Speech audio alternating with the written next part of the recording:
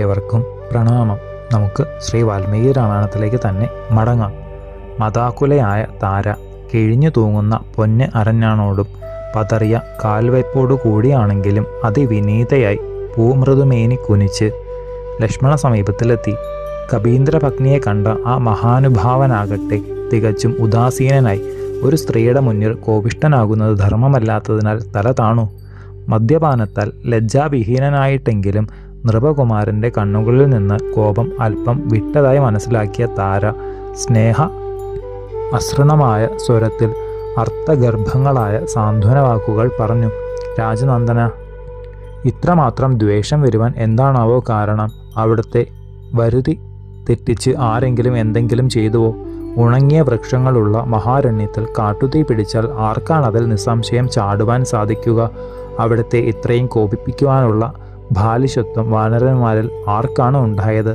സ്നേഹസ്വരത്തിൽ സംശയരഹിതമായി പറഞ്ഞ താരയുടെ വാക്കുകൾ ഫലപ്രദമായി. കോപം അടക്കിക്കൊണ്ട് കുമാരൻ, ഭർത്തൃപ്രിയം ഏകുന്നവളായ നീ ഭർത്തൃദോഷം അറിയാത്തത് എന്താണ്? സുഗ്രീവനിൽ നിന്ന് ജീവിക്കുന്നത് ധർമാർത്ഥ ലുപ്തി വരുത്തിയ വെറും കാമാചാരിയായിട്ടല്ലേ? രാജ്യകാര്യങ്ങളെപ്പറ്റി ആലോചനയുണ്ടോ? ദുഃഖനിമഗ്നരായ ഞങ്ങളെക്കുറിച്ച് ഓർമ്മയുണ്ടോ? അമാത്യന്മാരിൽ ചിലരുമൊന്നിച്ച് സർവദാ മദ്യമത്തനായി ഇരിക്കുകയല്ലേ? ഞങ്ങൾ പിരിയുമ്പോൾ പറഞ്ഞിരുന്ന കാലാവധി 4 മാസമാണ്. കാലം കഴിഞ്ഞതറിയാത്ത കവീന്ദ്രൻ മദ്യപാനത്താൽ ബുദ്ധി മങ്ങിയിരിക്കുകയാണെന്ന്. ധർമ്മവും അർത്ഥവുമാണ് ഒരുവൻ നേടേണ്ടത്. അത് രണ്ടും മദ്യപാനത്താൽ സാധിക്കുന്നതേയല്ല, നശിക്കുക കൂടി ചെയ്യും. പ്രത്യുപകാരം ചെയ്യാത്തവന് ധർമ്മക്ഷയം സംഭവിക്കും തീർച്ച. സദ്ഗുണസമ്പന്നനായൊരു മിത്രത്തിൻ്റെ നാശത്തിൽ അർത്ഥലോപം ഉണ്ടാകും. ധർമ്മത്തിൽ അടിയുറച്ചു നിൽക്കുവാൻ ആഗ്രഹിക്കാത്തവനായ സുഗ്രീവൻ അതു രണ്ടും ഉപേക്ഷിച്ചു. സത്യധർമാചാരിയായ സുഹൃത്താണ് അർത്ഥസമൃദ്ധിക്ക് കാരണമാവുക. കാര്യങ്ങൾ ഇങ്ങനെയിരിക്കെ മേലിൽ ചെയ്യേണ്ടതെന്തെന്നാണ്? കാര്യങ്ങളെല്ലാം തികച്ചും വിജ്ഞയായ നീ തന്നെ പറയൂ. ധർമാർത്ഥയുക്തവും സാരഭൂയിഷ്ടവുമായ വാക്കുകൾ കേട്ട താര നരേന്ദ്രകുമാര കാര്യത്തിൽ പരിപൂർണ വിശ്വാസമുള്ള ലക്ഷ്മണനോട് തുടർന്നു. രാജകുമാര, കോപത്തിനുള്ള സന്ദർഭം എത്തിക്കഴിഞ്ഞിട്ടില്ല. പ്രഭോ, ആത്മജ്ഞാനികളിൽ അമർഷം ഉണ്ടാകുവാനും പാടില്ല. അവിടുത്തെ കാര്യങ്ങളിൽ യഥാർത്ഥത്തിൽ ശ്രദ്ധയുള്ളവനാണ് അദ്ദേഹം. പറ്റിയ പ്രമാദം പൊറുക്കണേ. അവിടുത്തെ പോലെ സദ്ഗുണസമ്പന്നനായ ഒരുവൻ ക്രോധിക്കാമോ?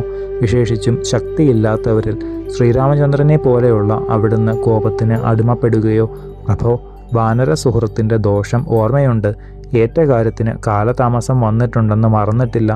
അവിടുന്ന് ഞങ്ങൾക്ക് ചെയ്തിട്ടുള്ളത് സ്മരിക്കുന്നു. എന്താണ് ഞാൻ ചെയ്യേണ്ടതെന്നും നിശ്ചയമുണ്ട്.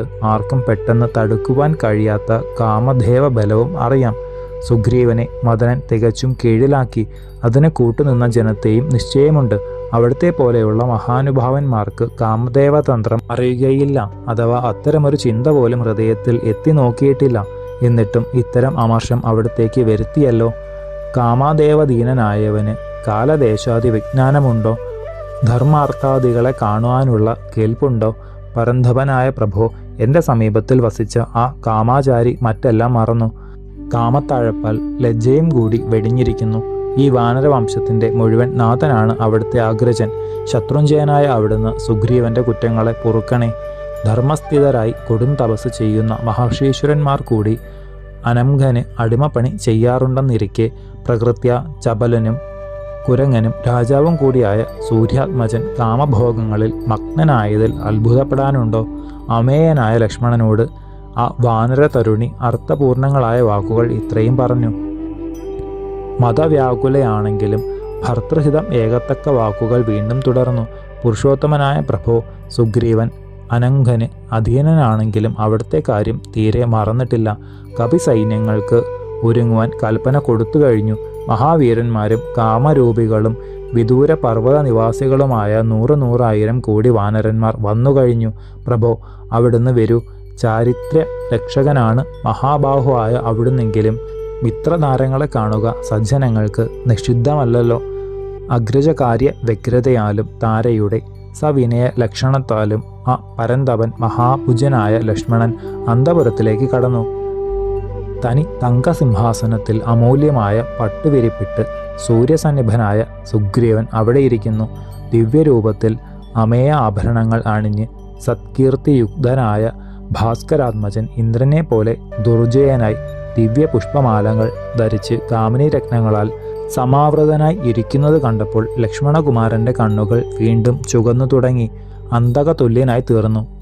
ശേഷം ചരിതം നമുക്ക് അടുത്ത ഭാഗത്തിലൂടെ കാണാം. ഗുരുപാദങ്ങളിൽ സാഷ്ടാംഗ പ്രണാമത്തോടെ നമസ്കാരം.